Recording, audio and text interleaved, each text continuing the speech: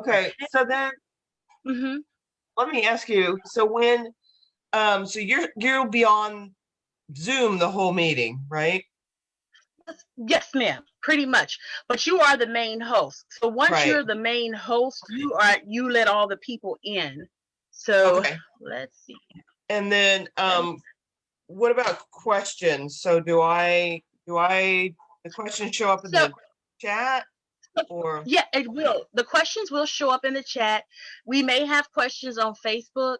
Sometimes there hasn't been a lot of questions on Facebook, but there have been a few.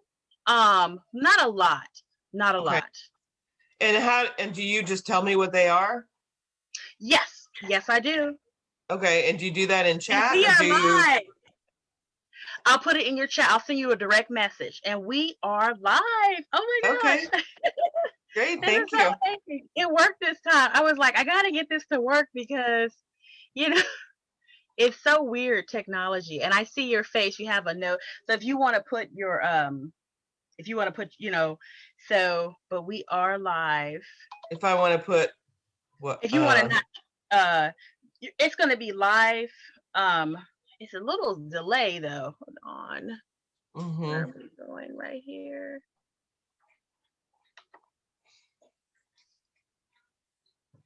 Okay, we're live. Okay, so what I'm gonna do, are you comfortable with me go ahead and making you the host now? Sure. Okay. Yeah. Okay, so I'm gonna do that. And I will monitor the Facebook. I have the Facebook website up. So just to make sure Okay. if any people are Great. on there. So I'm gonna go ahead. I'm so happy. Yay. Yeah. Okay, you are it. Okay. All right. Cool. And then I assume she'll want to share. I assume she'll come on early, but I shouldn't assume any of those things. What I should do is Well, check I my didn't email, email. make sure Yes. there's no last minute note or anything from somebody because I confess I overslept. So The I'm rain. not a morning person. Oh, really? Yeah. Yeah, in fact, I've been in the league for a while now, like Mm-hmm. I don't know how many years because I didn't go to the meetings because Mm-hmm. they're too early, and I didn't I would regularly let my membership expire and then take months to re-up because I don't want to use PayPal because I think they're Uh-huh. awful. And so Really? I would send a check in, but then I wouldn't get around to it, you know. So my Well, membership expired once a year for probably 5 years. And, yeah, and not a morning person. That was a huge stopper for me was the morning. Well, I am a morning person. I feel kind of bad because I actually paid for a membership when I joined last year for my friend who lives in St. Louis, and they never called her. I paid for her membership and everything. wait, the you mean the St. Louis League never called Mhm, her? mhm, yeah. You know, she can belong to our league. Oh, really? I didn't know that. Yeah. Okay. I just found that out. I just found that out. Oh, okay. I didn't know. Yeah. I know. Because when I first joined way back in the day, I wanted to be in the Johnson County League because I had friends that were in the league, and I'm a Kansas girl. I grew up there, and they told me no, but it turned out. But then I don't even know who told me no. Somebody told me no, and so I joined the Kansas City League. Mhm. But then there was somebody who joined as a member at large, but she actually lives Oh. in Kansas and works in Kansas City. And she joined Mhm, as a member at large in Missouri. So I mhm, talked to the people in the office for the mhm, state. Yeah, I mhm. mean, they contacted me and they said, "Would you contact this person and find out what they want to do because their mailing address is in Kansas?" And so I called this woman and she said, "Well, here's my story. I live in Kansas now, but I really want to support Missouri. And so I just want to so that's why I'm a member at large." But then when I went back and talked to the state, they Mhm. said she can be a member wherever she wants, Really? whatever chapter she wants to be a part of. So That I is took good. that to mean that anybody could be a member anywhere. So I think Is your friend's membership still Hmm. active? Yeah. What's her name? Candace Lockett. Candace Lockett. I'd say that, but I wouldn't have Yeah. access to her Oh, contact I'll send it information. to you in an email. I'll Send it send to your me. contact information in email because it Yes. was kind of weird because I sent them everything and I was kind of like, okay. I even called and they had asked me to email her stuff to them, and so I did that. But I said Candace because she really wanted to be active. She's a IT person, and so she really wanted to. Hello. Yeah. But Could I didn't she get? realize St. Louis. She said St. Louis is really, really huge. They have a large league. They do. They have like they're twice as big as we Yeah. are. Hmm. So. Yeah, yeah, that's all the more reason they should have contacted her. They should have a Hmm. whole team of people who Yeah. contact her. That's crazy. All right, I'm checking my email real quick to see if anybody. Well, look at that. No last minute. Nobody needs me. Oh, I didn't. I had to hit refresh. Okay, might be. Oh, okay, there is one. Uh, oh, that's a lot of information. Hey, let me jot this down. I'll be quiet for a minute.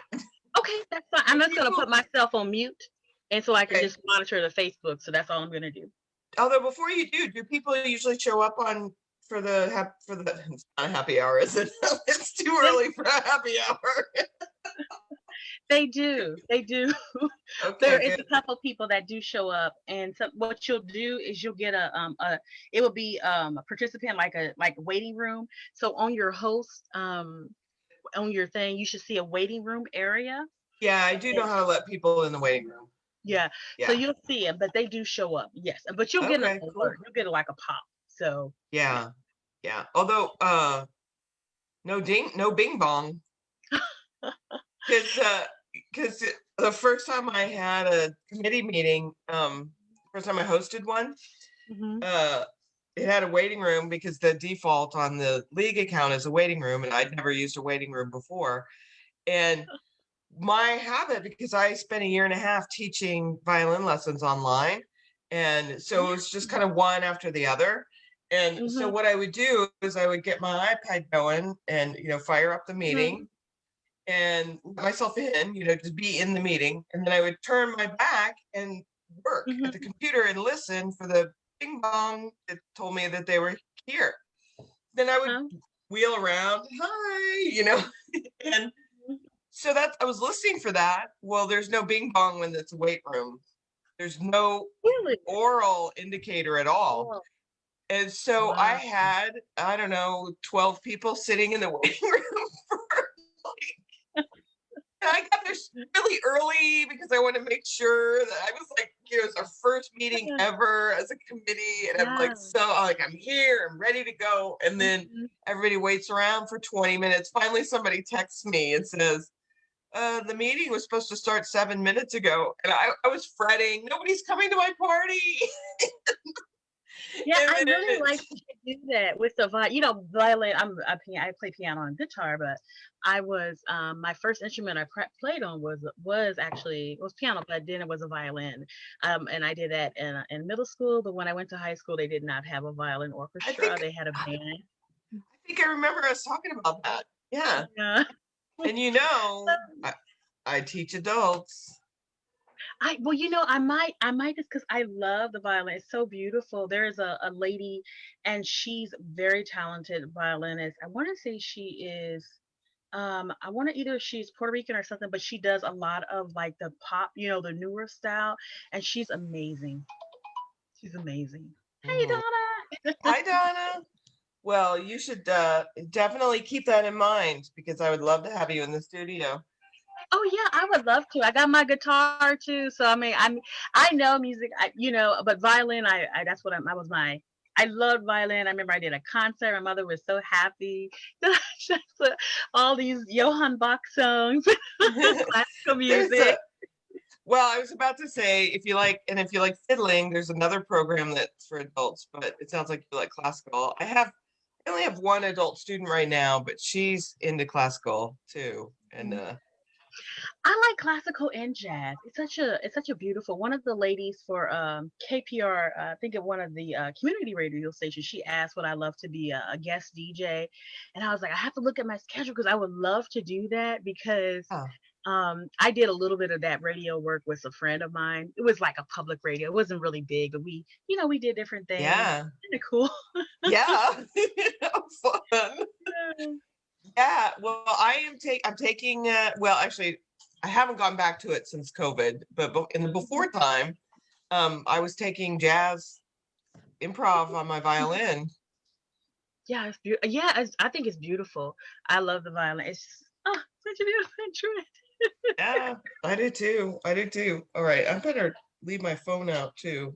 Oh, sure enough, You I gotta. I have this feeling I'm going to get text messages and And all I'm just sorts gonna of. watch the Facebook thing. So I'm. Oh, okay, so Judy Ann asked if we usually have the social hour live on Facebook or just No, the meeting. just the meeting. We say some things sometimes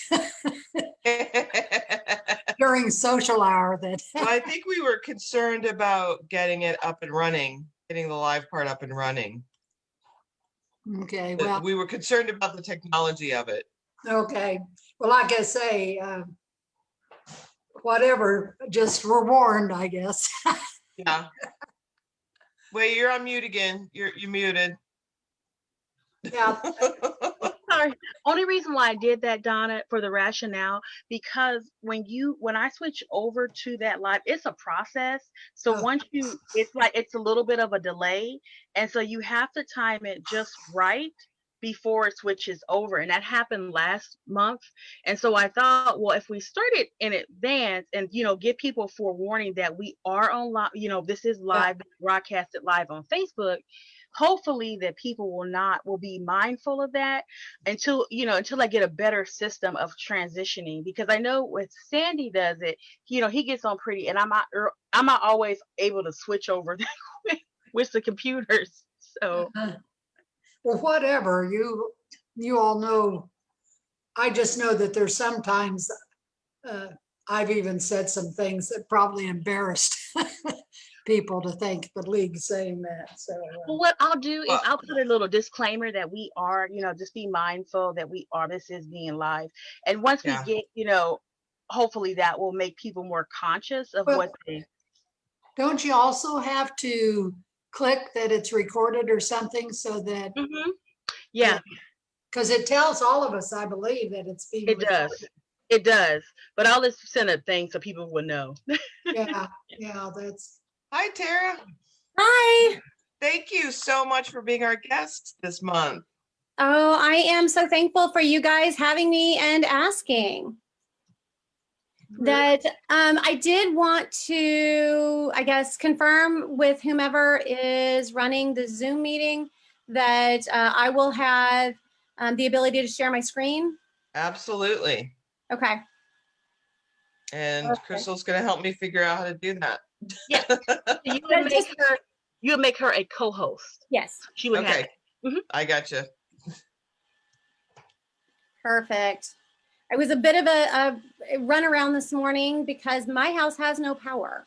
oh, Oh, no. no. So fortunately, my mom lives not too far away. I called her. She has power.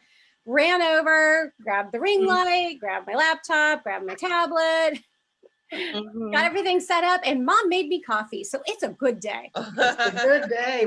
I hope that wasn't too far for you to go. No, it's not too far. We're all here in the Northland. Very good. Oh, man. Well, thank Yeah, you for doing all my that. brothers in Nebraska, they had a really bad storm up there, and one of my brothers are twins, are the identical twins. One of them does not have power, and it was really bad. It was 90-mile-an-hour winds. They thought it was a tornado. Ooh, wow. Wow. Well, driving out of my my neighborhood, it was a definite. Oh gosh, I didn't get that name right. That everything had there were lines, or not lines, but limbs down. Like it was, as if someone had just shaken all the trees, and I was driving over all of the leaves that had fallen. It was fun. Yeah. Wow. Oh, I want to welcome our newest member, Heather. Hi, Heather. Welcome, Heather. Hi Yes, there, how's it going? I'm multitasking a bit, but listening in. This is my Wow. first meeting. Nice to Yes. meet you all. Great. Nice to meet you. she just And- joined June 30th, and I left you a Wow. message, Heather. So this is Donna who called you.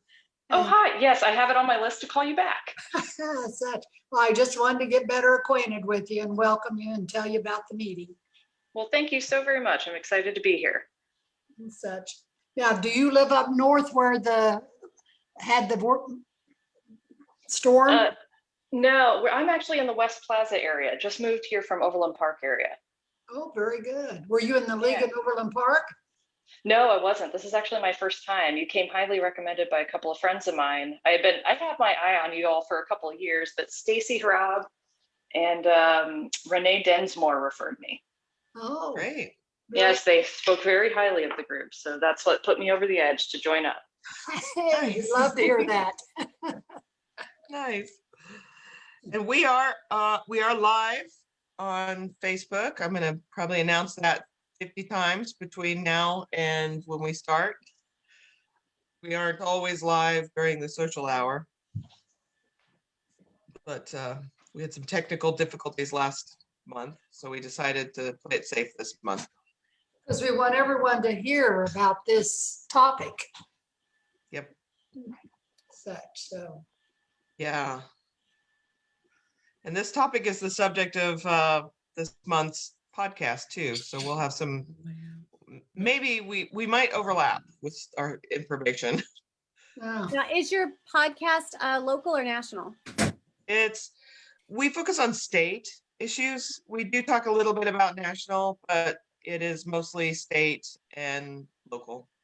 So you all do it in-house? That's awesome. Oh yeah, I'm sorry, misunderstood the question. Yes, we do it in-house. It's me and then I have a co-host. and tell them the name. Yeah, it's Talk Vote. Excellent. Thanks. And I listened to it and it was great. Thank you. We love doing it. It is You can one of the tell, most fun things I do. you can tell you and Rachel enjoy it. Thanks.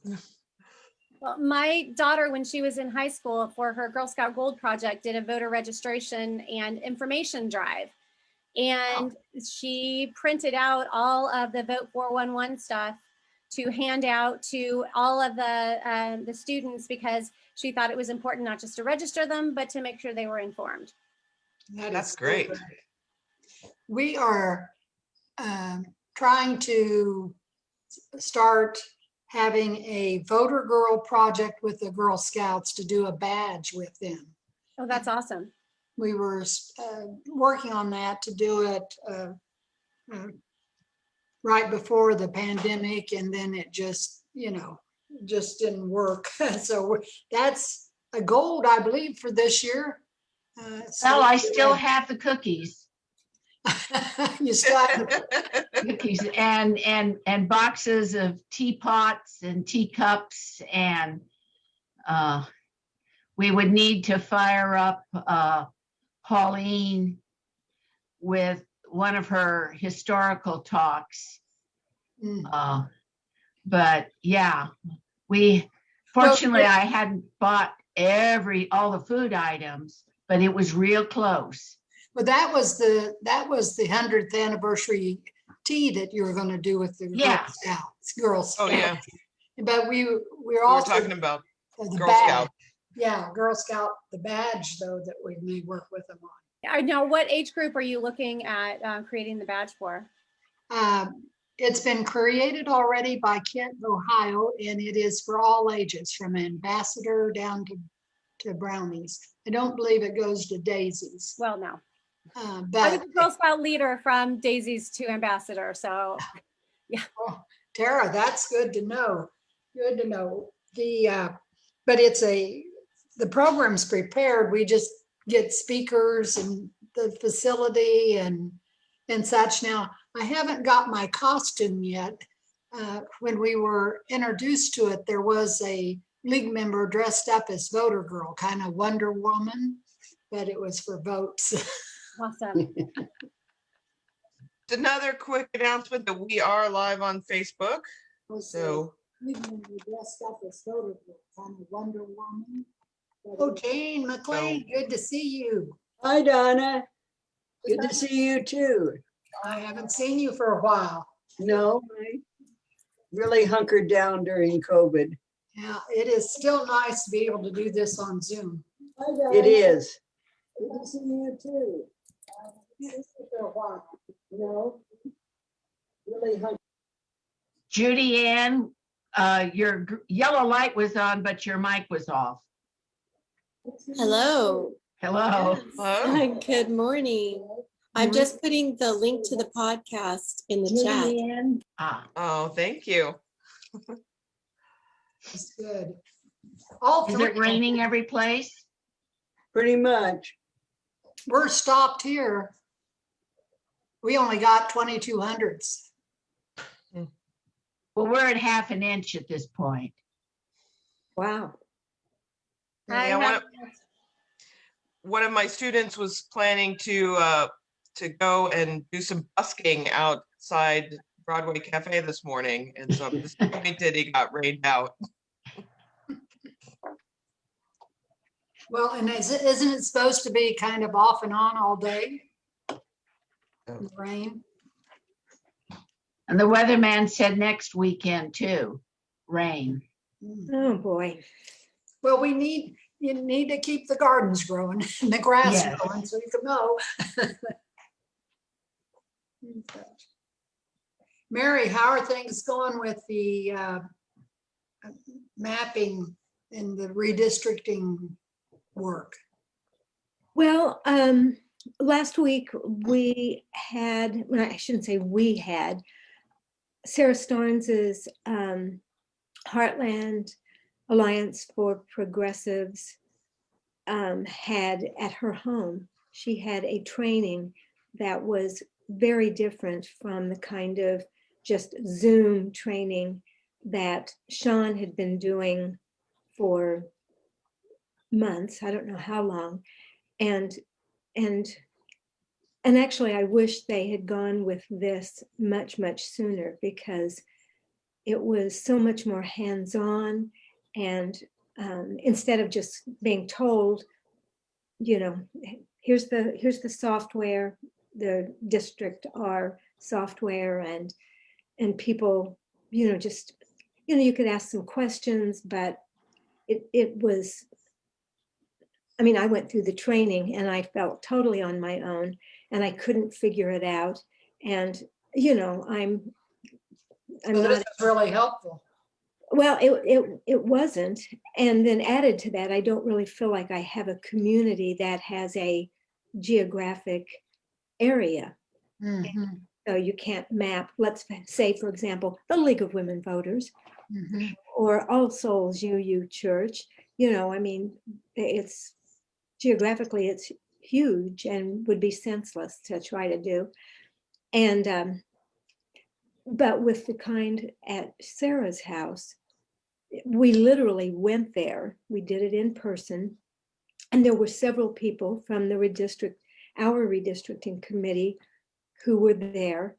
And some other league members who weren't on the committee and just other people. I mean, some people I hadn't seen in literally years. June Holte, if anybody knows her. And anyway, so it lasted like over 2 hours. So, and the young man who works for Sean was there by Zoom, but he was available and, you know, you could ask questions of him. And there was a man that Sarah had invited who had already done a map.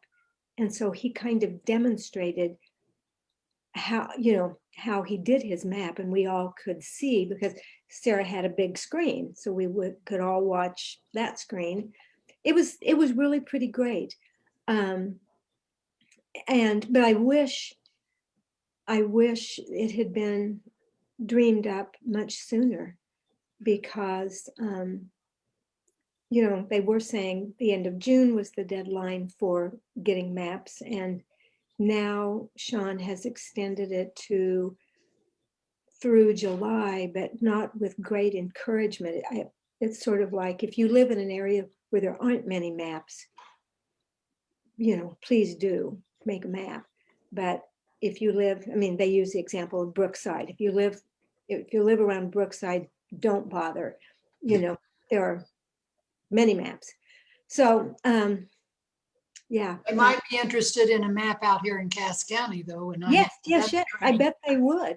And seriously, you could do that. You could do that. I'd like to say, oh, I would really help you, but I'm honestly not that much better at it now than I was after my first training, because as I said, I don't really have an area to work on. Mhm. Oddly enough, I feel like I live in a community of largely like-minded people, but the problem is we all have the same address, so we wouldn't work as, a geographic community with one address. So I don't know. I have a question, Mary. I'm Jill Hallenberg, and I'm on your committee. Yes, I recognize your name. Nice to meet you. And I was in a meeting with Lee Summit Democrats Thursday night, and they were talking about this because our area is supposed to be changing a lot.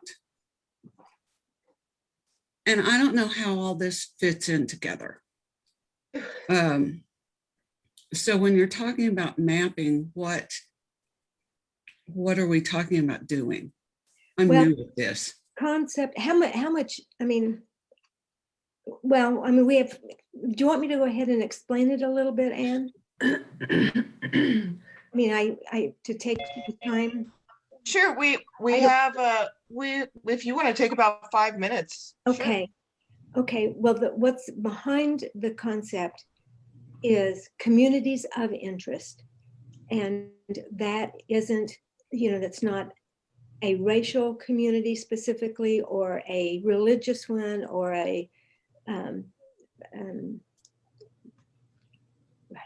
what's another word I'm trying to think of, like political party. Well, a party or people from a certain geographic area, where they're all from Lithuania or, whatever. Yeah.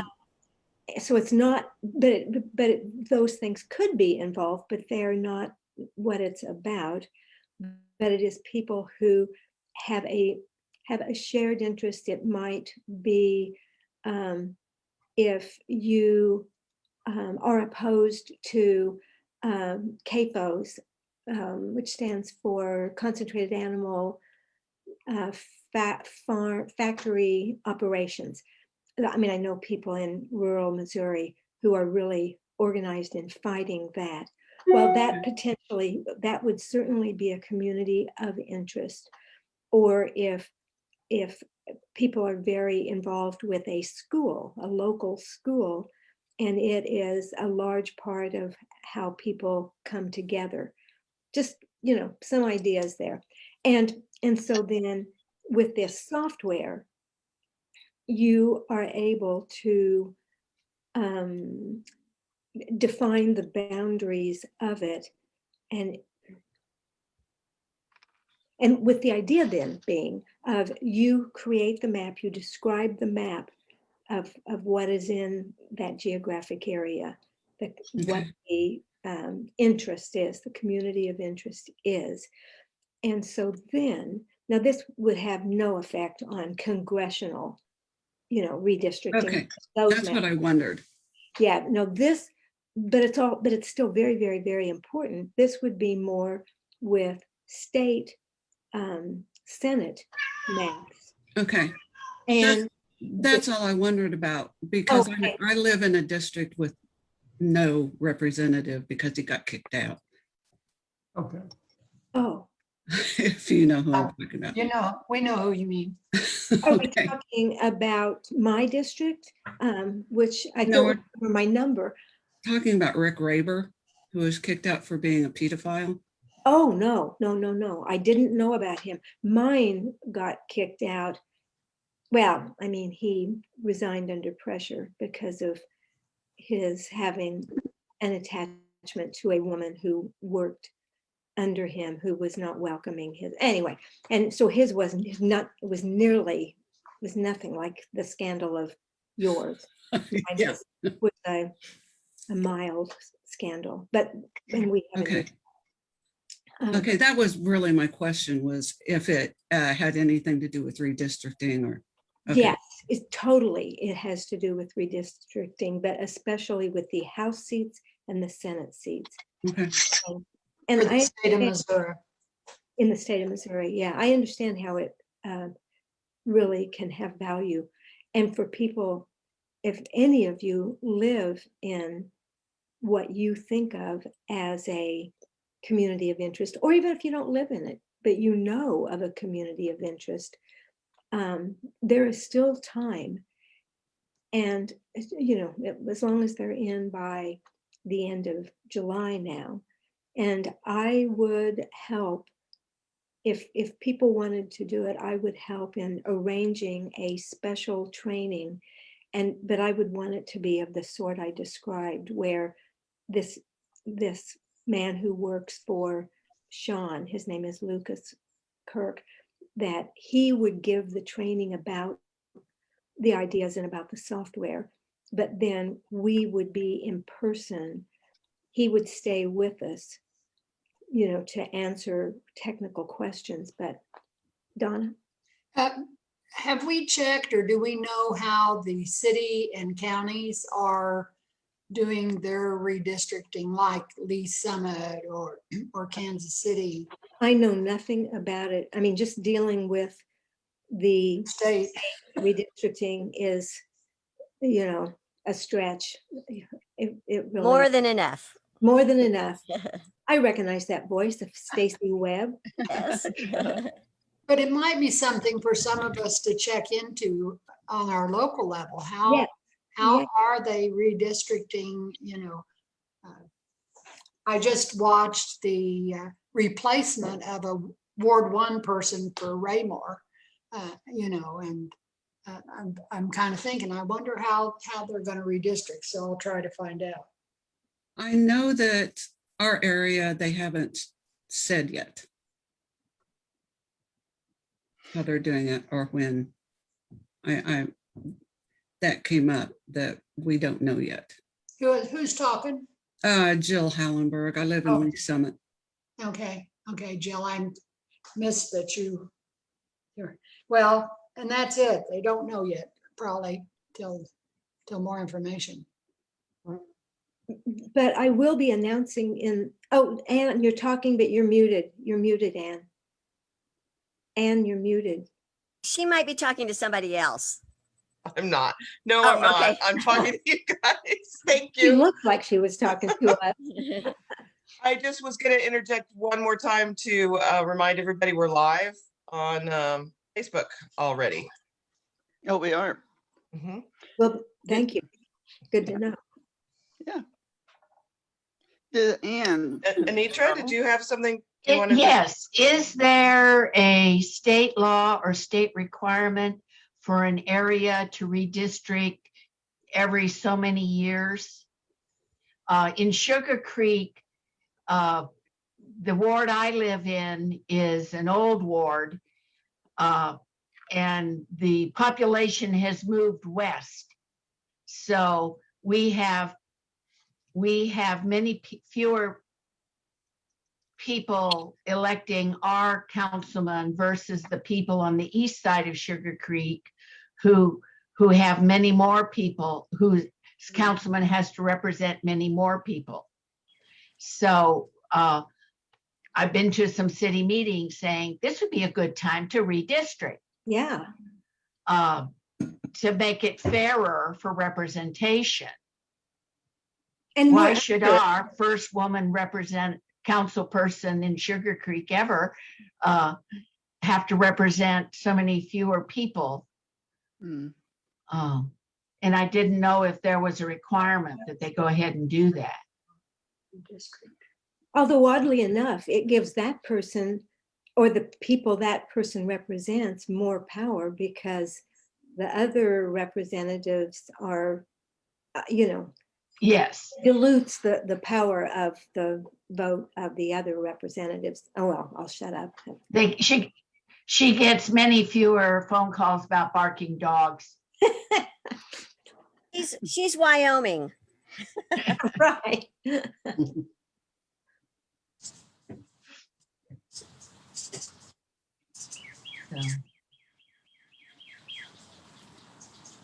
Somebody's outside with some beautiful bird songs. Oh, that's me. I'm having to do this on my phone and I don't know how to change it on my phone. My Oh, that sounds nice. computer isn't being fixed. So I don't even know how to do a gal review on my phone. So I don't know how to mute. I don't know how to do anything. Well, that's all right. I'll mute everybody who can't mute themselves when we get Okay. for the presentation. So not to worry, I have the power. The power that you wield. I wish I'd brought my gavel down so it could be a visual power, because I do actually have a gavel. Silence. It's good to see you, Mary. Oh, Kingsley. It's been a while. I know. Well, no, I've been on some other Zoom meetings, but I haven't had the birds. So yeah, I'm back out on my porch. So Well, I think you should always bring the birds to social hour. yeah. They're very sweet. Yes. Yeah, Mhm. I like that too. Maybe they're putting in their thoughts on what we're talking about. Could be. Yeah. You're out in Lee Summit We also. need a little air of fantasy sometimes. Mary, you're out in Lee Summit also, right? No, I'm in Brookside. Brookside. Okay. Those are Brookside birds. All right. I was mixing you up. Sorry. Carolyn Arnold is in Lee Summit. Carolyn. Right. I know that. But Carolyn is covered up again. She's got her lens covered. Carolyn, we're thinking about you. And if you're talking, we don't hear you. Teddy's another new member that we're welcoming here today. Welcome. Who is? Teddy. Oh, okay. Yeah, thank you. I don't want to miss anyone, but Teddy made it to our orientation. I want to invite anyone who hasn't been to our orientation to do that. We have them monthly, and this one coming up is the last week, and it'll be the 30th of July.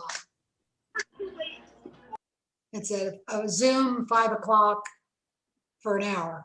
So we could get Teddy's opinion on whether it was worthwhile or not. I'll pay you later, Teddy. What time is that? Donna, I'm going to announce that after. It's what time is that?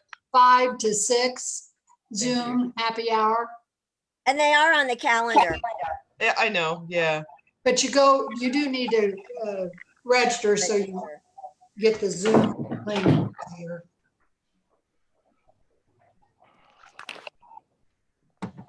There's Sandy. Hi, Sandy. Morning, everybody. Hello. All right. I think we'll give everybody about 1 more minute to come in, and then I think we'll get started. I'm here, but I'm getting ready to go to a meeting. I have the volume turned on so I can hear you. So you don't want us to see you. No, not at the moment. But I wanted to hear as much of the program as I could. Very good. Fair enough. Well, and I will let everybody know too that please mute yourself when we start the meeting. And if you don't mute yourself, I will mute you. Not because you've done anything wrong, but just because I will mute everybody. So if you try to talk and nobody's listening during the question and answer part, it might be because you need to unmute yourself. So I think we'll go ahead and get started if y'all will mute yourselves, except for Tara, please. I want to say thank you so much, Tara, for joining us and doing a presentation telling us all about your work. And I want to let everybody here know that Tara Bennett is the state legislative lead for the Missouri chapter of Moms Demand Action for Gun Sense in America, which is a nonpartisan grassroots movement of Americans fighting for public safety measures that can protect people from gun violence. She joined Moms Demand Action after her daughter, a high school sophomore at the time, became active in Students Demand Action and the gun safety movement after the Parkland, Florida school shooting. So I'm impressed that your daughter got you involved. That's pretty cool. Tara's professional background includes work in international marketing and economic development and trade promotion. And she has been an adjunct instructor for international politics, international business, and American government courses at City University of Seattle. She currently is managing partner of Pickle Real Estate, a small residential rental company. A native of Parkville, Missouri, she's lived in 5 states and 2 countries in Europe and traveled to over 35 countries. She is an active school and church volunteer. So thank you very much, Tara. We welcome you, and I will put the spotlight on you and let you take it away.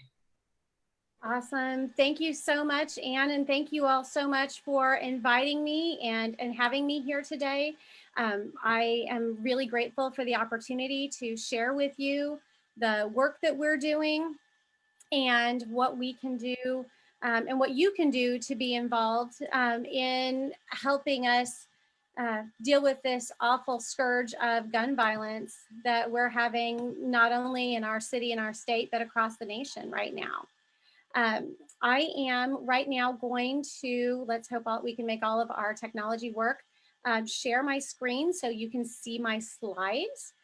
So bear with me for just a quick moment. And let's see, here we go. Oh, why is that not letting share?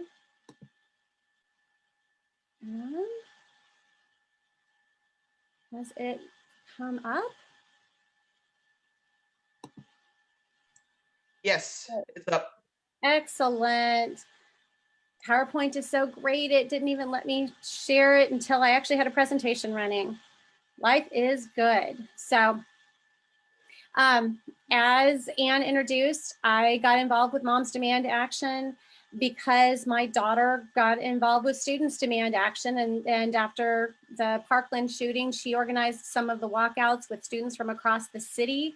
You know, we think we're kind of late to using this Zoom. Those kids are all over it. They didn't meet each other until the day of the walkout. It was pretty exciting. So I kind of felt like I needed to be involved. And actually, since then, my mom's gotten involved. It's kind of fun. We're now a multi-generational family going up instead of down. But I'm going to today tell you a little bit about Moms Demand Action, a kind of who we are, what we do, the legislation and things that we are tracking, where our priorities are at this point, and how it's fairly holistic. We're not just going to talk about legislation because there's a lot of other things that need to be done if you are looking to address this gun problem. Or this gun violence problem. As Anne introduced, Moms Demand Action is the largest grassroots organization working on the issue of gun violence. And we're strategic, we're data-driven in everything we do. Anything that we do or put out is because we have the data that this is what's effective. We are seeing success across the country in forms of important state legislation. Even here in Missouri, where the gun lobby is used to winning, the state legislature in 2021 rejected a number of dangerous gun bills, including one that advances the NRA's Guns Everywhere agenda for the 4th straight year. We did pass the Second Amendment Preservation Act, which I'll discuss later. But that was one of a slew of gun bills that that were put forward, and that's the only one that was passed that we felt would make our state less safe. So we have over 6 million supporters nationwide. It was started right after Sandy Hook. That is more supporters than the NRA has. So as you can see, our goals are, these are our goals across the system is to close the loopholes for background checks, support reasonable limits on how loaded guns are carried in public. We are not against the Second Amendment, as some of our detractors say. We are not. We work fully within the Second Amendment. As Ann read, my husband is retired military.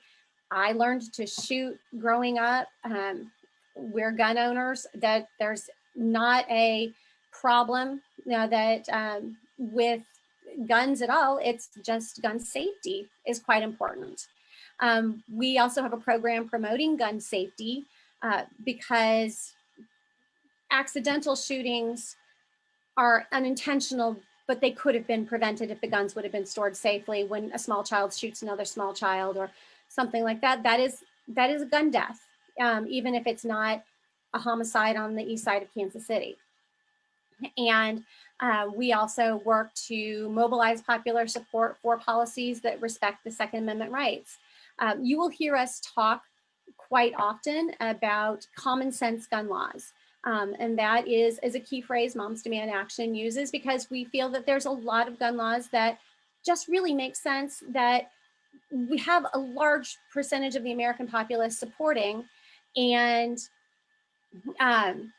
you'll hear that phrase beginning to be used by legislators as well. So, because as I said, we're really looking to just be, to find things that we can get agreement on, and really there is agreement within the general population on so much of what we're doing. Just so you know, as an organization, and I'll stop, there's a few slides here about moms, but we've got 20 groups. So we're not just urban, we're rural. Across our state, we have one of the stronger states. We, as I said, we have several different types of organization. We work, and this is what the main part of my conversation today is about our advocacy work, and how we work for the safer gun legislation. But Be Smart is our safety education program. I'll touch very briefly on that so you understand the full gamut of things that can be done to help address gun violence and gun deaths. We have gun safety presentations at things like community fairs. We host tables and house parties to talk to new supporters. We work with mayors and we work with students to raise the voices of students who have kind of shown us adults the way for a while in some of this movement. We do advocacy days down at the state capitol. I believe League of Women Voters does that as well. Do you all have an advocacy day?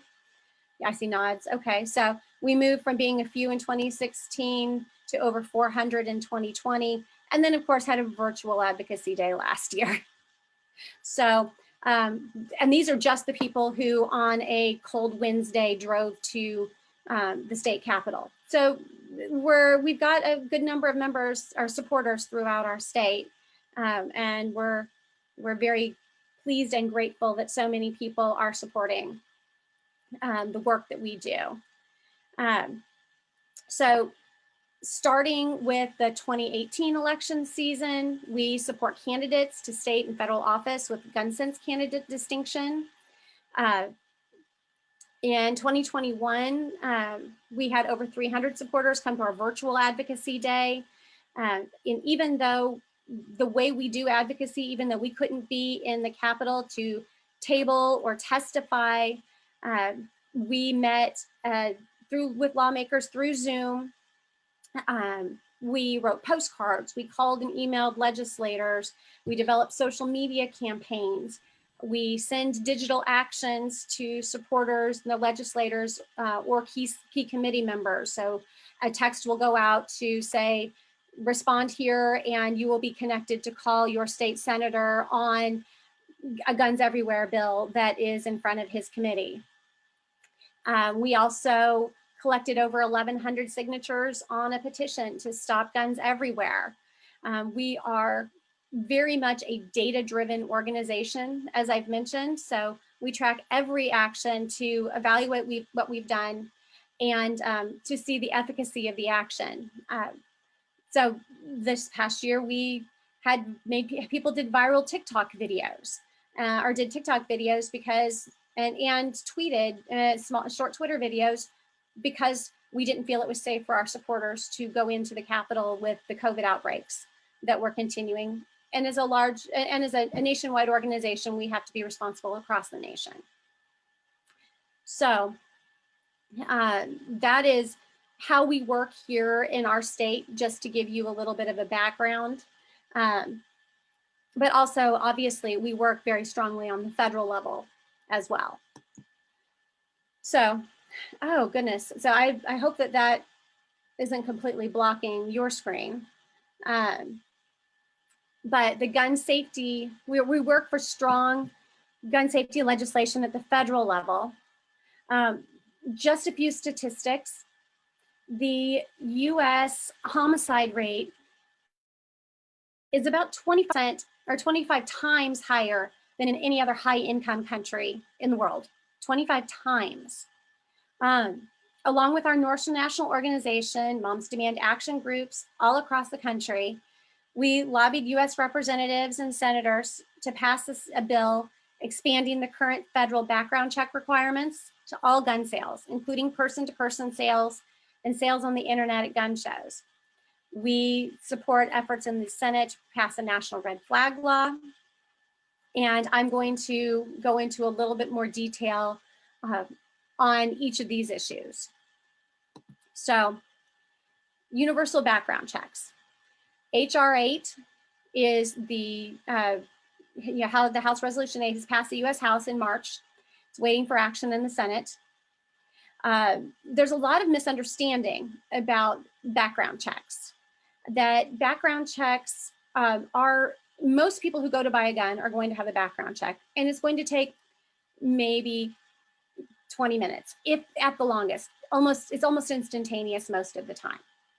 However, there's a loophole that was written into the background check law that allows basically sales by unlicensed dealers, and it was assuming you'd be selling to someone you know.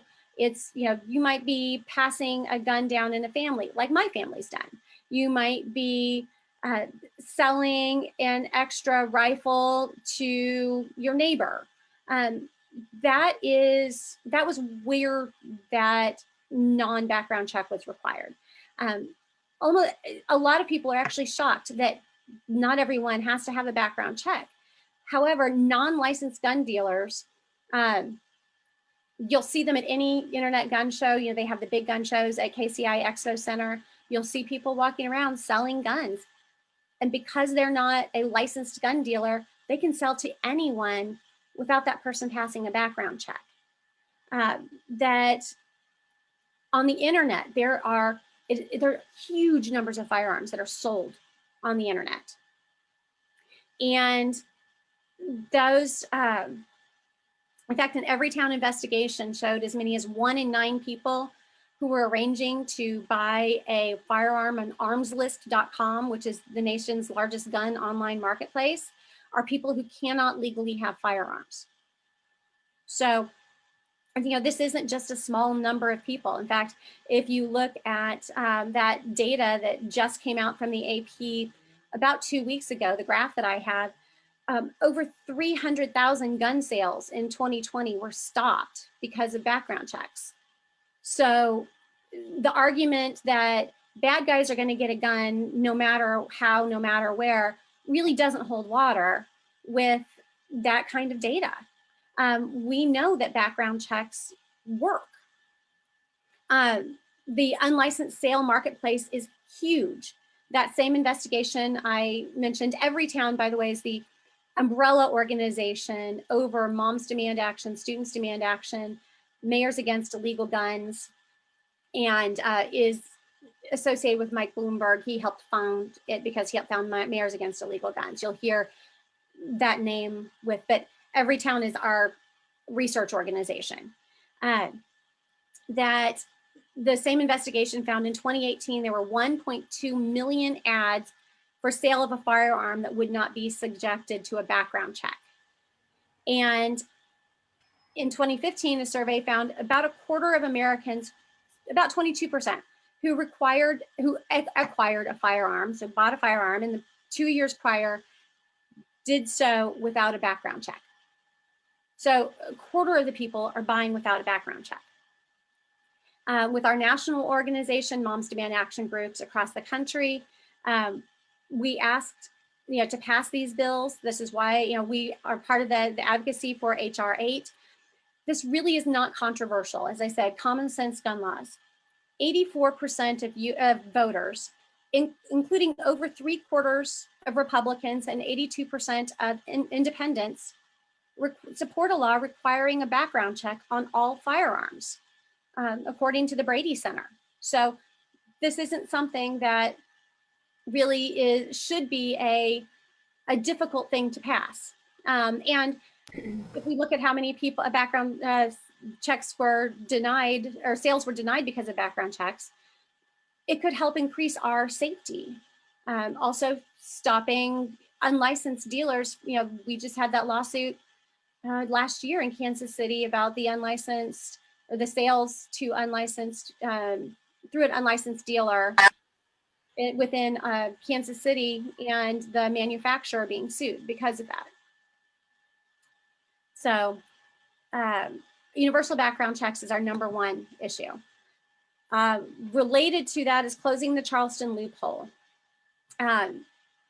When 90% of federal background checks are completed in minutes, those that take longer than 3 business days are 4 times as likely to be denied. So the gun law, as you see on my slide, if a gun purchase may move forward by default after 3 business days if a background check hasn't been completed.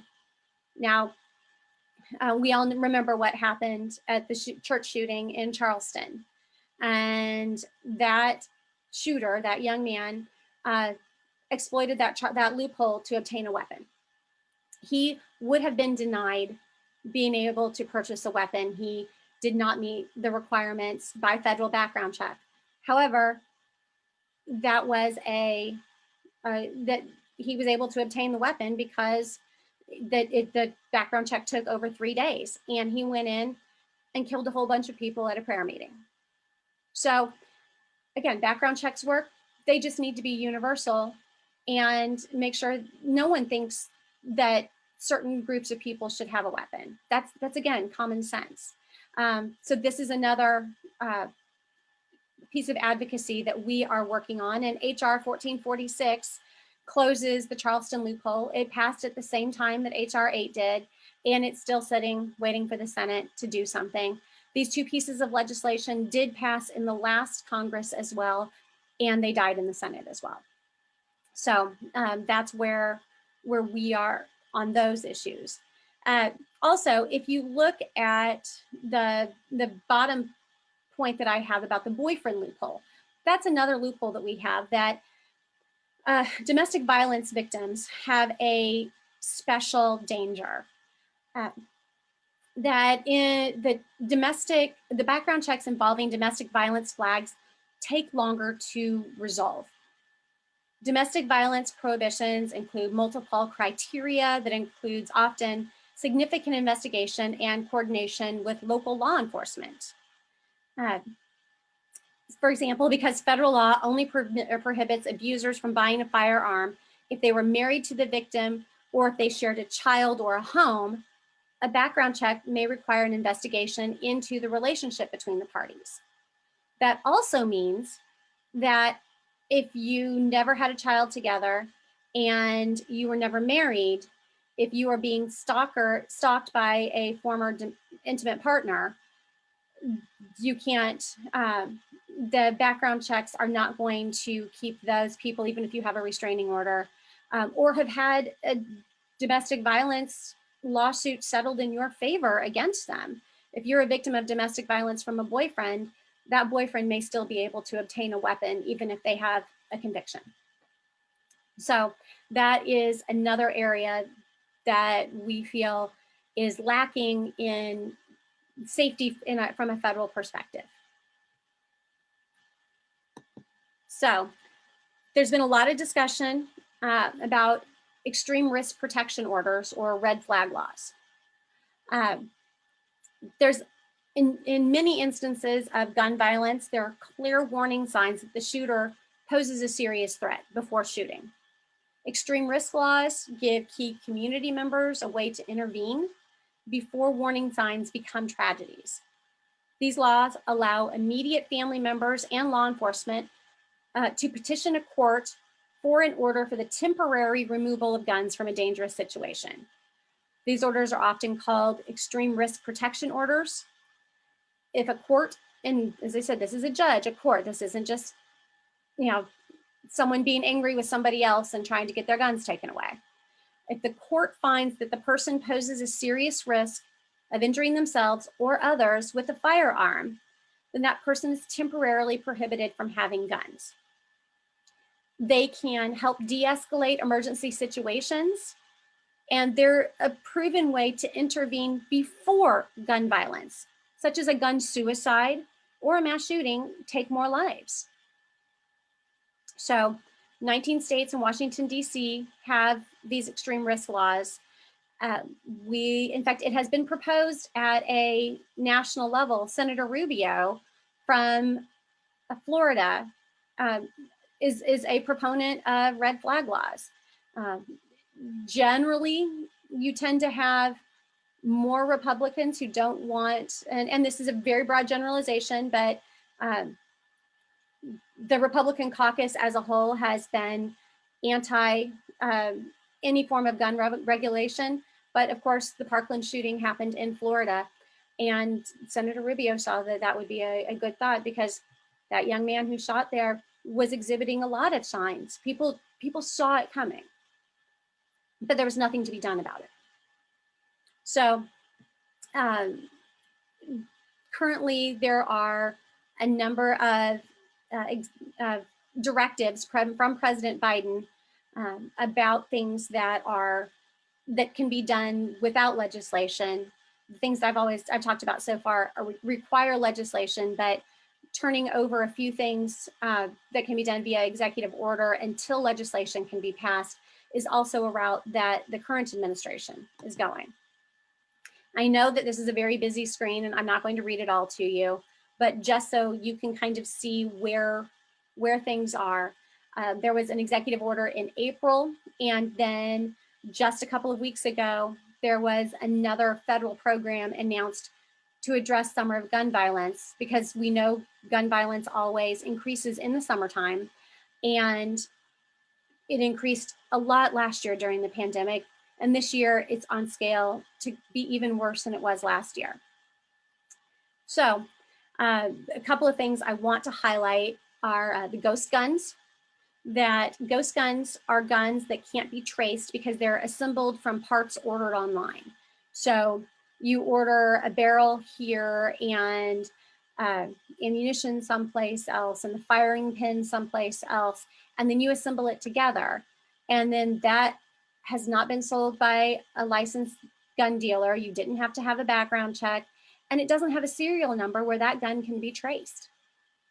So that is, in fact, Everytown, right? And our Moms Demand Action is currently taking a lot of action right now, contacting our federal representatives and contacting the ATF, asking for a ban on ghost guns. That's an action that's being taken currently. Looking at the stabilizing brace, a short-barreled rifle is subject to National Firearms Act regulations, but a pistol is not. And a short-barreled rifle, such as the one mentioned in that second point there, is what was used in the Boulder supermarket shooting just a couple months ago. That's why that's on the agenda. The American Jobs Plan right now includes funding for community-based violence intervention programs and hospital-based violence intervention programs. If someone comes in with a gunshot wound, the last thing you want them to do is to patch them up and send them back out in the world to go out and shoot up and take revenge on whomever shot them. So violence intervention and conflict resolution, we see and have been proven to be key factors in decreasing urban gun violence. There is many gun sellers at this point.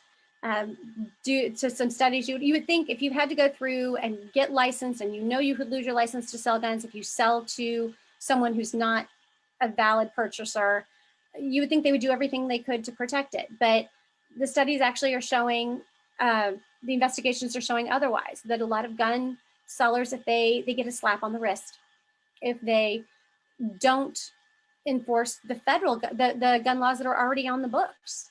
So a first step is to make sure that the guns laws we already have, the gun safety laws we already have, are enforced, because they're good. We don't feel they go far enough, but they're good. The American Rescue Funds also can be used to pay for overtime for police, to fund employment opportunities for youth and at-risk adults. So those are things also that are hoping will help stem the summer gun violence issue. If you don't have people running around because they don't have a job, getting hot and angry with one another, and they're gainfully employed or they're involved in a program, then they're not going to shoot one another. Also, the other issues that we are looking at from a federal level is we have not had an actual ATF director for about 5 years or more. It's been a controversial position. The person's been acting. I don't believe the entire Trump administration, there was a ATF director, and the last director left sometime during the Obama administration. The current nominee for the ATF director is a guy by the name of David Chipman. He is a 25-year special agent veteran of the ATF. He is a gun owner. He is a sportsman, but he works with the Gifford Center as a policy specialist at this point after retiring from the ATF. The Gifford Center, of course, was named after Gabby Giffords, founded by Gabby Giffords, who was shot while at a town hall meeting in Arizona with her constituents. So he is receiving a lot of pushback from the NRA and the gun lobby. And we think having someone with 25 years experience working with the ATF who understands the realities of what's out there would be a perfect fit for the Bureau of Alcohol, Tobacco, and Firearms. So that will be our federal issues. We now come to state of Missouri. We work closely with both Republican and Democratic lawmakers, as well as other public interest groups who share similar goals to reduce gun violence and promote gun safety, to pass legislation that we meet one-on-one with legislators in their district. We write and call our concerns about specific bills. We, as I said, bring hundreds of supporters to Advocacy Day. And we work to generate attention to gun violence prevention issues and bills among the public as well. Every year since 2016, some lawmakers have pushed to expand the presence of guns in sensitive areas where they're currently prohibited. Things like college campuses, daycare centers, hospitals, stadiums, bars, churches, certain government buildings, public transportation such as trains and buses. And since 2016, they've sought legislation that would allow the state to nullify the enforcement of federal gun laws in the state. In fact, it was passed about 4 or 5 years ago, and it was vetoed by Governor Nixon at the time. Unfortunately, it passed again in 2021. So let's look at kind of the state of Missouri gun laws. And then we can get into where we think there can be improvements made for the safety of our citizens. So In 2007, lawmakers repealed Missouri's law requiring background checks on all handgun sales, making it the only state in the country to do so in recent years. There are other states, but we're the most recent. Against 2016, against strong opposition from law enforcement, lawmakers enacted a permitless carry law that allows people in Missouri to carry hidden loaded handguns in public without a background check. Before then, anytime if you were going to get a concealed carry license, you had to have a background check run. Now you can still get a concealed carry license, and there are some sensitive places where you have to have your concealed carry permit to carry. But out in general, you're walking around the Plaza Art Fair, you're going shopping at Price Chopper, you can conceal carry all you want with no training and no background check.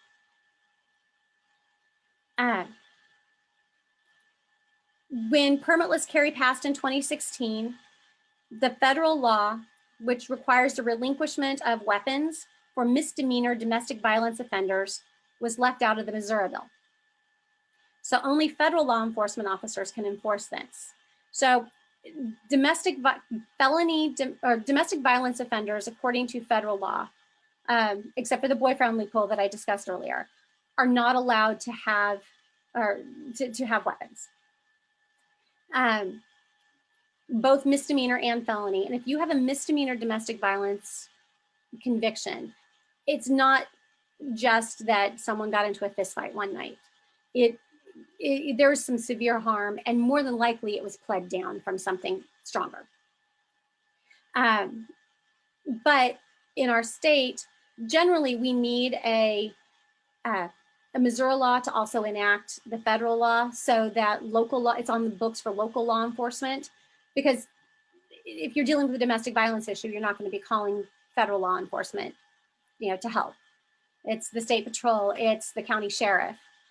So they said, oops, we left that out. We didn't mean for that to happen. We will get it fixed the next session.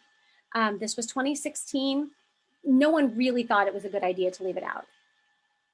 Moms Demand Action has been advocating with our partners with the Missouri Domestic Violence Coalition for 5 years, and it still hasn't passed to get back into law. So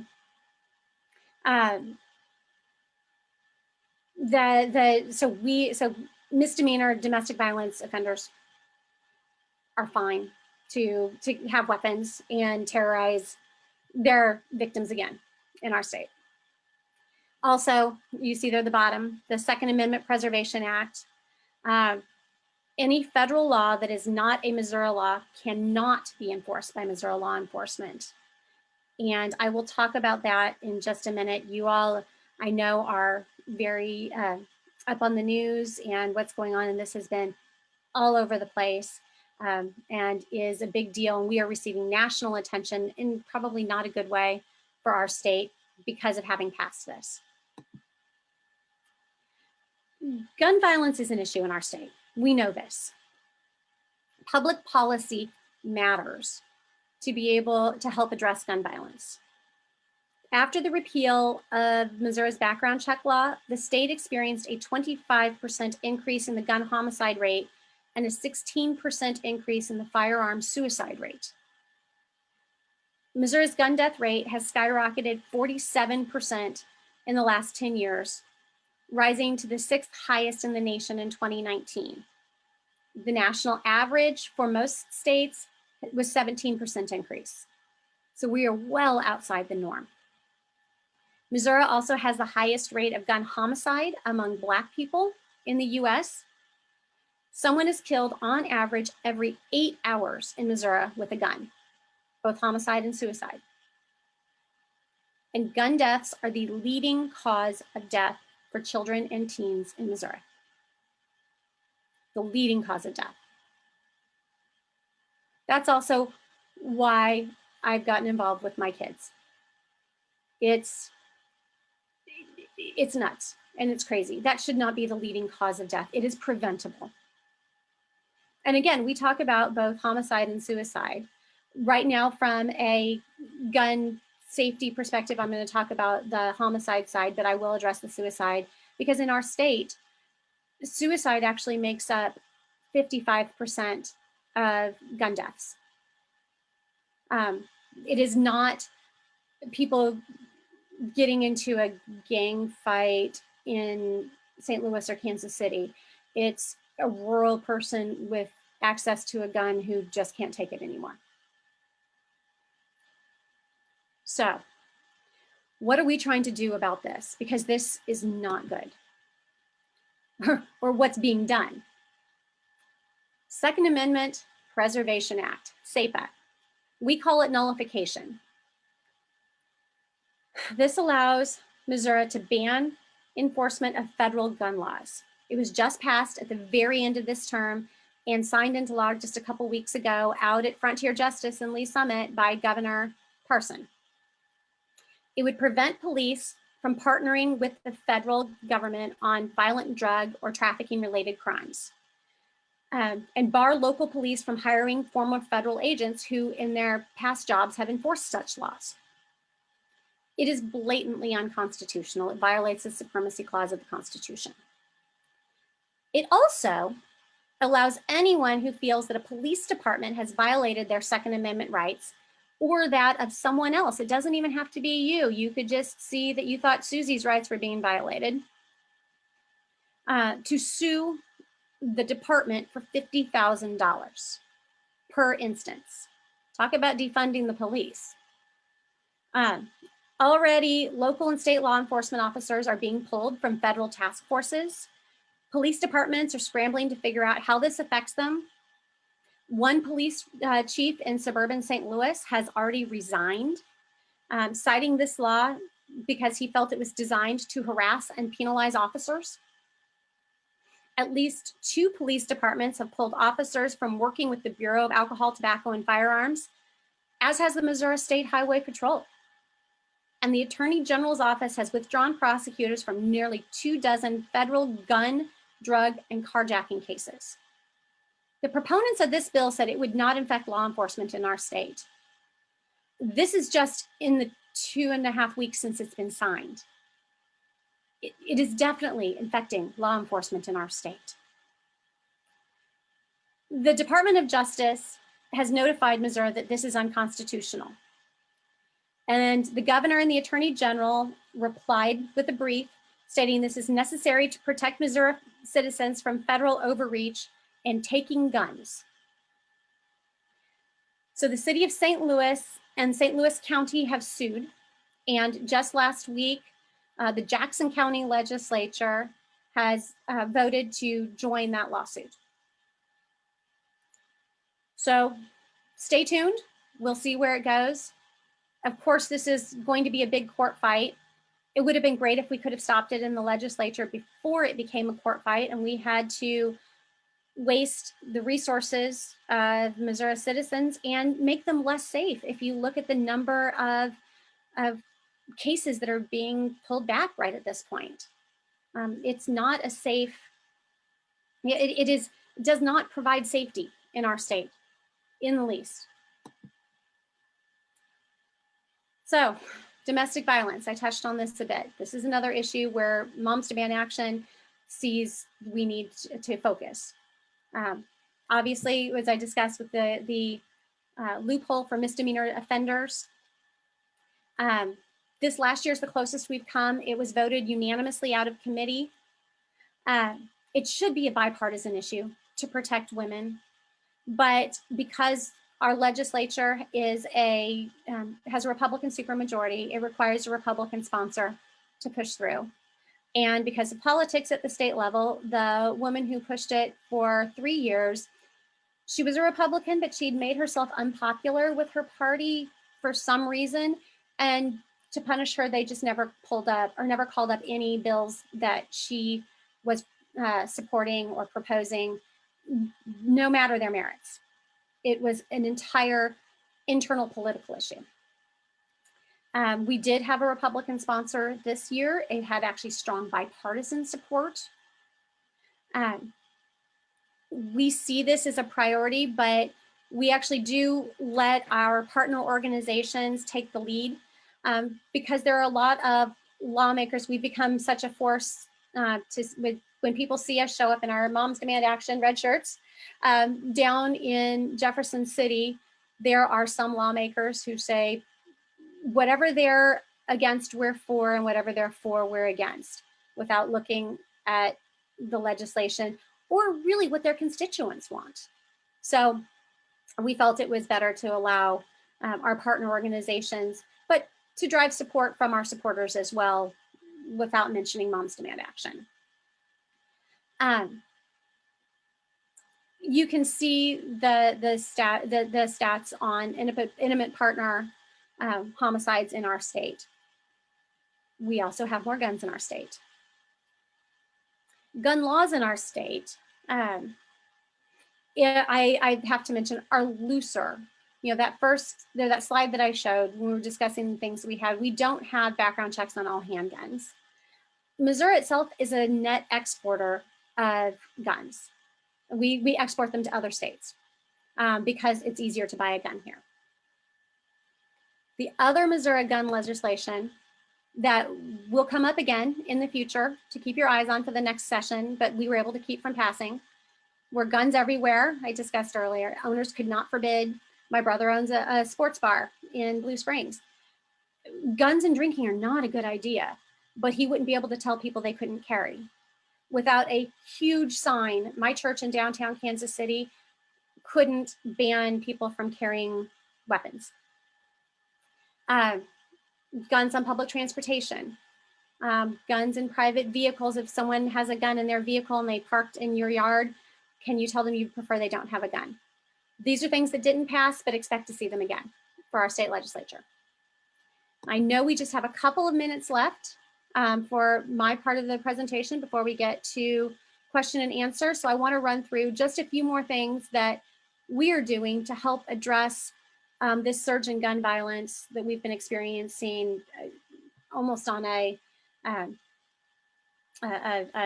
trajectory that you would see a spaceship going over the last decade. Mayors Against Illegal Guns is a part of our Everytown umbrella. And it was not long after Mayor Lucas had only been a mayor for a couple of weeks when the shootings happened in El Paso and in Dayton. And he came to the largest downtown Kansas City. We have multiple groups in Kansas City. Mayors Against Illegal Guns, or Moms Demand Action, and the meeting that's ever been had. We had to get a church in the plaza area because we couldn't find the regular meeting space at the library was just not going to work. And it was a packed house, and he signed on to Mayors Against Illegal Guns, as had former Mayor Sly James, who actually had been a founder of Mayors Against Illegal Guns. Mayors are very much involved. They get the late night call when a police officer is shot or killed. They know the devastating violence or effects that gun violence has. We have a city gun violence program. It looked like last year maybe there was going to be bipartisan cooperation on it, but that seems to have fallen through. Unfortunately, that picture is from happier times. We have a school safety plan. I would be happy to share it with anyone. And it is a full report of what has been seen, what gun violence looks like in American schools, and database plans to help address gun violence solutions. We were talking about Girl Scouts a bit, and I knew some Girl Scouts who implemented this. I'm in the Park Hill district. They took it to our school board and got some of this implemented for their Girl Scout Silver project. Be Smart is our gun safety program, recognizing that, and this is teaching parents, if you have a child with allergies, you may ask, my child has peanuts. Teaching parents to make it okay to say, are there guns in the home? If so, are you storing them responsibly? If not, are you storing them in a gun safe, or do you have a gun lock? If not, maybe we should have that play date at my house. But also recognizing the role of guns in suicide, particularly for our teens. A national youth survey showed 17% of high school students considered attempting suicide within the last year. And research shows that responsible firearm storage is associated with a decreased risk of child firearm suicide. And if we can stop just one through our program, through our tabling, you notice it doesn't have any of the coloring of the red and white Moms Demand Action. We go to the YMCA, we go to back to school nights, we hand out trigger locks. We just want children and people to be safe. Suicide rates in our state are higher than any place else. Gun-related suicide, or is higher than the 16th highest in the nation, and gun-related suicide is 50% higher in rural counties than urban counties. And if someone, there's an argument, well, if you don't have a gun, you're going to try a knife, or someone wants to do it, they're going to complete it. If someone attempts suicide with a gun, they have an 85% chance of completing that suicide. If they attempt suicide with any other means, there is a 5% chance of completing that suicide. Guns are just more dangerous. So if someone is in the middle of a mental health crisis, or someone has easy access to guns and is having a really bad day, we know particularly with teens that prefrontal cortex is not well developed. We need to have that weapon stored securely and away from them until they can get help. And that is also, we'll address gun violence in our, suicide is also gun violence. We'll address gun violence in our state. So some more information on suicide, but all in all, if any of you all are interested in any of the things that I've discussed, I'm with Moms Demand Action. As I said, there are groups all across our state. And if you'd like more information, you can text READY to 64433, and that will link you in with a local Moms Demand Action group. And I'm very happy to answer any and all questions. Thank you so much, Tara. I actually am going to start. I will invite all of our listeners. You may unmute, and if you have a question, you can put it in the chat that you want to ask a question, and I will let you ask it, or I'll ask it for you. But I have a couple of questions just to get things rolling. So first of all, before you leave, would you please put the school safety plan URL in chat for us so that we can go to that and take a look at it if we want? I didn't have time to quite get it jotted down while it was up on the slide. Of course. And then I know you kind of described the guns everywhere law or legislation that has been proposed several times. But you also mentioned without a big sign, that your church, without having a huge sign. So can you tell us just some more details about that law? It has not passed. I mean, Right. that's a key, is that it did not pass. And that is huge. But it still has, basically what it was saying was that, so guns in churches was in a different bill than the rest of the guns everywhere. Places of worship, speaking to a lot of pastors, they know if people are carrying, and there may be part of a safety plan where they may have people who are designed to carry. There's a guy in my church who is retired FBI. He had to have his service weapon with him for work all the time. So that was not a big deal. And he was able to, but we all knew that he was there, and we were okay. So with the guns in churches, they were saying that yes, you could, but the size of the sign was something like 2 foot by 3 foot. And that was, that's kind of ugly on the outside of a church, when you would think they would be able to just find that. So the proposed legislation would prevent businesses, churches, other locations from banning guns unless they had a huge sign letting people know that guns are banned? That would be what that was. The bars, amusement parks, private K-12 schools, colleges, that they just couldn't ban them. They just couldn't ban, you just could not ban guns if you own a bar. Right, or if you're Worlds of Fun. Okay. Because Wow. someone's, gun falling out while they're upside down on the Patriot is just a great idea. Wow. Wow. Okay, so questions from the audience. First one is from Judy Ann Goldman.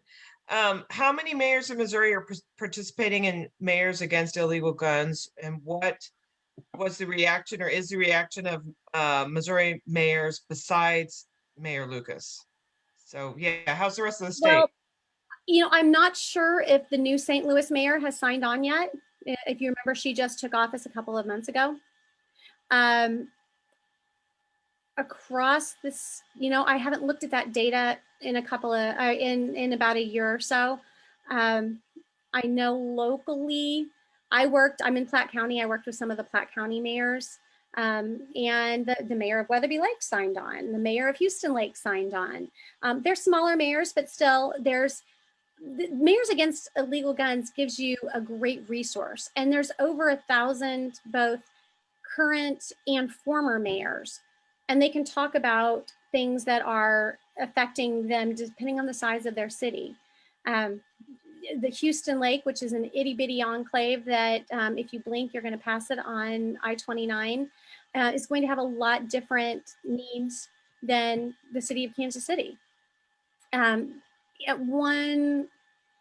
to remember the data, at one point we had 6 or 7 active mayors within the state, but of course there have been a couple of elections since then, so I'm not entirely sure how many are active right now. Is there an organization that's on the other side of this issue that some mayors are participating in? Not as far like a pro. Okay. No, but there's just going to be mayors who don't. No one wants gun violence in their state. It's just how do you address it, or in their city.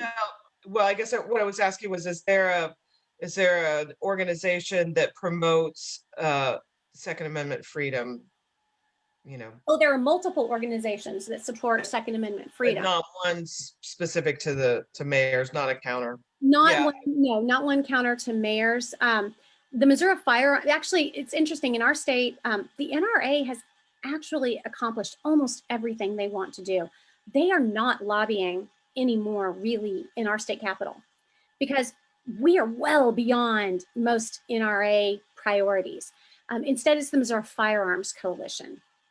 And it is a very interesting organization. If this is a subject of interest to you and to understand who these groups are and why they think the Second Amendment Protection Act is important, the Guns Everywhere is important, et cetera, there's an amazing podcast called No Compromises that was put together by NPR. KCUR here in Kansas City's Chris Haxel was one of the 2 on the podcast. And it does a very deep dive and looks at what our lawmakers are experiencing, including Republican lawmakers who, when Second Amendment Protection Act was up for a vote but had not been called to the Senate floor, the Senate floor leader, who is very much a conservative Republican, was getting threats and had to have security at his Columbia home from members of the Missouri Firearm Coalition. Lauren Arthur, who stood up and filibustered in the state Senate. She's from the north of the river, the Gladstone area, a teacher. And her filibuster was to try to, if you're going to pass this, then let's add this misdemeanor domestic violence rider to it. She was receiving threats via tweet while standing on the floor of the Missouri State Senate. They were threatening our lawmakers for not bringing this up for a vote, or for, it's not just we stand in opposition and we might vote you out. It's we're going to show up at your house with guns. Wow. And that's what our state lawmakers are receiving. Even those who are who style themselves as very Second Amendment friendly, if they're not doing as much. So this No Compromises podcast is quite Yeah. quite eye-opening. Thank you. Thank you for telling us about that. Sandy has a question. Okay. Tara, this is a very great presentation, and you know the information making the case for the need for these kinds of good sense requirements is pretty strong. One of the problems, of course, and you know this very well, is that like a lot of legislation around really critical problems, there's a complete lack of there's a torrent of misinformation and disinformation about it, you know, so everybody is, things are blanketed, you know, they're going to take our guns, just as a standard example. How do you guys counter the torrent of dis and misinformation that occurs around this? Because it's one thing to put up the great case and the statistics, and that's critical. But for some, that's completely drowned out by the desire to put fear or characterize the issues incorrectly. How do you counter that at this level or at the Every Town for Gun Safety level? Because it's really a national conversation as much as it is a state one. How do you get back at that? You know, it's with data and talking to groups like you. I have a feeling that I could be preaching more to the choir, which, but it's through rural engagement. We actually, if you notice, we have a lot of rural groups, and in fact, one of our one of our leads from the Brookfield Macon area is one of our strongest testifiers, because she realizes that she was able to go and say, look, my kids participate in shooting sports in school. All of my neighbors have guns. My neighbors were shocked when they realized some people could buy guns without a background check. It is through conversations and education and continuing to stick only with the data. But it's an uphill battle. This No Compromises podcast really explains the social media prowess of the Missouri Firearms Coalition, and actually how they're linked to, it's 2 or 3 brothers who run multiple firearms coalitions like that across the country and do the same thing. I mean, they will make a podcast asking for money, asking for whatever, asking for you to flood your lawmakers, or make a presentation, change their shirt and walk to a different corner of the Capitol and record the one for next week. So they only have to fly in and they can record 5. And people are so afraid of having their guns taken away. That's exactly what Governor Parson even said at the signing for the Second Amendment Preservation Act, was that the vice president made a comment about taking guns, and well, they're not going to do that in our state. And it was a comment she made on the campaign trail about assault weapons. You know, the data, I agree, is critical, but to me, it seems like a counterattack is warranted. I mean, it's a fight fire with fire kind of issue to me. It absolutely is. But if you have if you have any ideas and you'd like to join our comms team, we'd love to have you. It's something to think about for sure. But we certainly, I mean, we are targeted. If you look at the media, if you look at a lot of the national information, there's a lot of, we do have nationwide stuff going on. It's just, we get drowned out. That there are op-eds being continually written. Some of the strongest ones that I've seen lately have been with former law enforcement firearms safety instructors who are saying, look, Carrie, I teach this. This is why this is important. All right, we have, I think we have time for 2 more questions. I've got one from Cheryl Eufinger and one from Donna Hoke. So the first one is from Cheryl. In what way would background checks be done when selling to neighbors, friends, or relatives? So what's the nuts and bolts? What would be the pragmatic, how would they put that into practice? More than likely you would go through a firearms, someone who could sell. So you would, and I don't have the full answer, but what I've heard, is, I want to sell a gun to you. Let's go up to the gun shop together. They run the background check and then we complete the sale. Okay. And then does your organization go to shootings and offer support to families, or do you mainly advocate for legislation? We partner with organizations that do that much better. We spend a lot of time partnering with KC Mothers in Charge, and they do that immediately. We work with Healing Pathways in Kansas City that works with children who have experienced gun violence in their lives. But we do it as a support. It's our community outreach. So we try to remain a very narrowly focused organization. However, we do spend a lot of time. We work with Synergy Services in the Northland.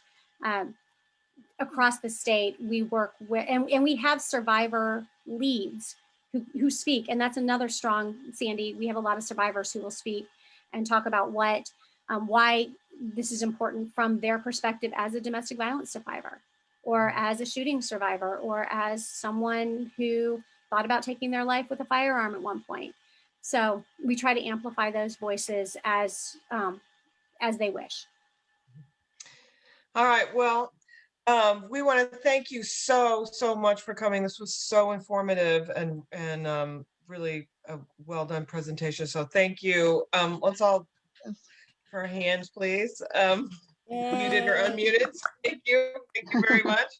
And if you will send me your email, I will keep looking to figure out the links that were on that. They weren't correct. So I was trying to make sure I found the right school shooting one, but it's hard for me to look for that while I'm talking. Sure, so sure. Send that to you. Absolutely. Yeah, absolutely. And I'll get that to the editor of our newsletter, our e-voter, and he can get those links out to everybody. So yeah, thank you very much. All right, fantastic. I do have some announcements to make. So so we'll just take another few minutes to make some announcements, and then we'll be done, if I can find the right sheet. First of all, I want to talk a little bit about our committees. We've got a ton of active committees going on right now. So if you are not part of a committee and you would like to be doing some work, please join in. You can go to the website, log in, and find out what we're doing. The Observer Corps is hard at work observing county. I don't know. Donna, can you talk about Observer Corps for a sec?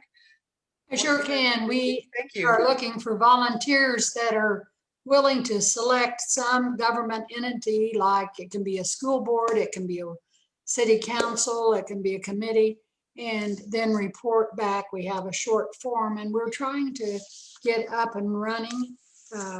We're going to be finding out more things. And if you go to our works on the website under Observer Corps, you'll see some good reports. Yeah, you guys are doing some great stuff already. The DEI committee is rolling. We meet twice a month. The one meeting is to talk about the action that we'll take, and then we have a coffee shop meeting. So if you're a member of the DEI committee, you can come to the coffee shop where we talk about current events and talk about ways in which we can do better in our own lives. Social media is very active and getting a ton done. If you have any social media ideas or prowess, please contact the social media team. I know that they could use some help putting together social media posts, although they do such a good job. Membership, I wanted to mention the new member happy hour, which is July 30th from 5 to 6 on Zoom. So if you're a new member, join the new member happy hour. And if you are not a new member, please consider going to a new member happy hour to welcome our new members. I've been to a couple of them and they're fun. Let's see, Cheryl, you had an announcement about the November 13th meeting in Sedalia. Would you like to talk about that a little bit? Yeah. Can you hear me? Yep. Oh, good. I never am sure if I'm muted or not. But anyway, yes, I'm on the state board, and we had a meeting yesterday, and we're planning the November 13th, 2021 fall conference in Sedalia. And I'm aware this conflicts with our own proposed membership meeting. But what we're planning on doing is a hybrid Zoom in person. So I'm thinking for those who really want to, could participate somehow in our Kansas City meeting, assuming we have one, I think we will. And then in the afternoon in the Sedalia conference. And we're focusing on maybe Missouri's 200-year anniversary, perhaps women in politics. We're really starting now on the planning, but it'll probably open 9:30 in the morning, run till 2:30 or 3 in the afternoon. For those who attend in person, a lunch will be provided. There will be a registration fee, which that's another thing to be decided. But anyway, I think it's going to be very interesting, exciting, and I'm hoping that we can go forward and it can be an in-person event. So. Great. All right. Thank you, Cheryl. And Mary Lindsay, you had something you wanted me to talk about with Medicaid expansion, that Tuesday, July 13th, the case is being heard in the Supreme Court. I assume that's the state Supreme Court? I'm not the one who told you about that.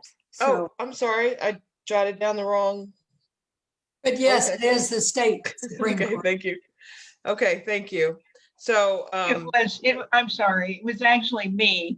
Oh, thank you. It was. Thank you. No, I jotted down the wrong name. Oh, that's okay. Thank you, Pat. Yeah, it is the Missouri Supreme Court.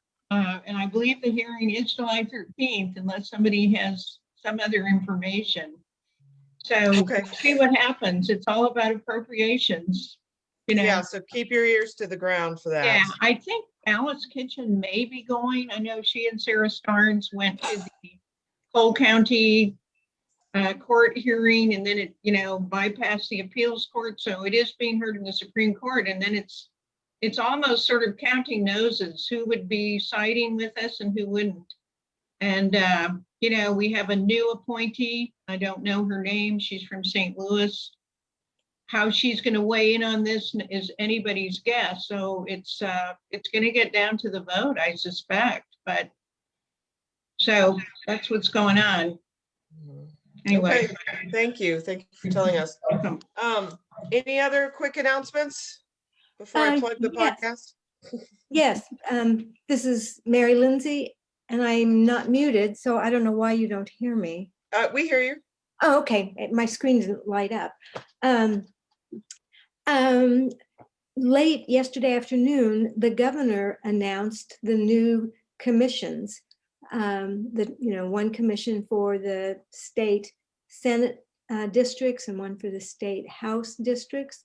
And so since it was yesterday, that means that the first meeting of those commissions will be Tuesday, August 10th. And on that date, presumably, they will then announce when the 3 public hearings will be for each of those commissions. And so we're kind of getting into the time when it'll be easier for, redistricting actions and whatnot to take place. Certainly our committee, I know, will be involved with letter writing and a bunch of things of that nature. And I hope more broadly in the league, that will be true also. I also just wanted to say that Terry Lane and Wendy Knoll are prominent people on the brand new, has only met one time, subcommittee of the state redistricting committee. And they have, they really are jumping into action with that so that we can have redistricting just be a more prominent thing where, so again, now this is for everybody. So please, if, follow those accounts, share things that happen, that are posted by our people related to redistricting, and I would say anything else, but we're getting into a more active time, thank heaven, in redistricting, because it's been a long wait. Thank you, Mary. That's why I had you next to Medicaid, was because I knew you had so much to talk about that I just had your name instead of what you were going to talk about. But when you asked me, it hadn't been announced yet. The commissions, that whole part, we were still waiting. So yeah. So thank you, and I neglected to mention your committee too, that you are about to become really active. So if you're looking for a way to get involved, please consider redistricting, the redistricting committee. Can I ask one question? That the social media that you are asking us to share, will that be coming from the state, or is that coming from our social media, our local social media accounts? That's a little bit unclear at this moment. I had the sense that a fair amount is going to be created by our own Kansas City League people. But I think it's probably going to have to go, they're going to have to hand it off so it comes out through the state League of Women Voters, their Facebook and, all the various platforms. Well, then there's a request I have for all of our social media followers. Please go follow the state. My suspicion is that there are not a ton of people who follow the state social media accounts because they haven't been very active. So I hope that this will jumpstart the social media at the right. state level.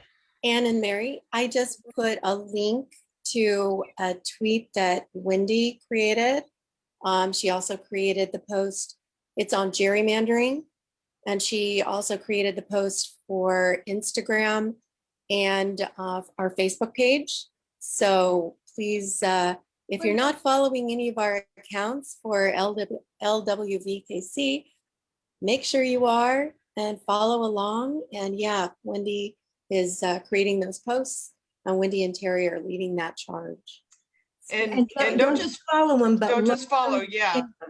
Share, Correct. comment. Yep. Commenting is one of the most powerful things you can do to amplify the message. So comment, share, like, retweet, all that stuff, please. That it really makes a difference. Okay, and speaking of social media, be sure you listen to the podcast. It's Talk Vote anywhere you get your podcast. So I have to plug that. I also put a link in for that at the top. If you scroll up, thank you. You will see that. I'll put it down at the bottom too. All right. Well, thank you so much. Thank you again, Tara. Another round of applause for Tara. Thank you so much for coming and sharing that information with us. And I did find the right link, so it is there in the chat now. Thank you. All right. Thank you very much. We will make sure we get that out in our newsletter. And thank you, everyone, for coming. And thank you, Sandy, for hosting last month. I guess I decided I'll come back after all. And thank you to everybody behind the scenes who makes it so easy for me to run these meetings. I was really nervous before today, it being my first, and I thought this morning probably should have called Sandy and asked him what exactly happens, but I didn't, and it turns out I didn't need to because Crystal and everybody who works behind the scenes makes it so easy. So thank you so much, and I'll see you all next month. Hi, wonderful. Thanks, Bye-bye. Thank you. Bye-bye. Bye, everyone. Bye. Thanks so much, Tara. Oh, thank you. You're welcome. Thank you all for having me. Thank you. Great presentation. Yes. Yes. Great projects.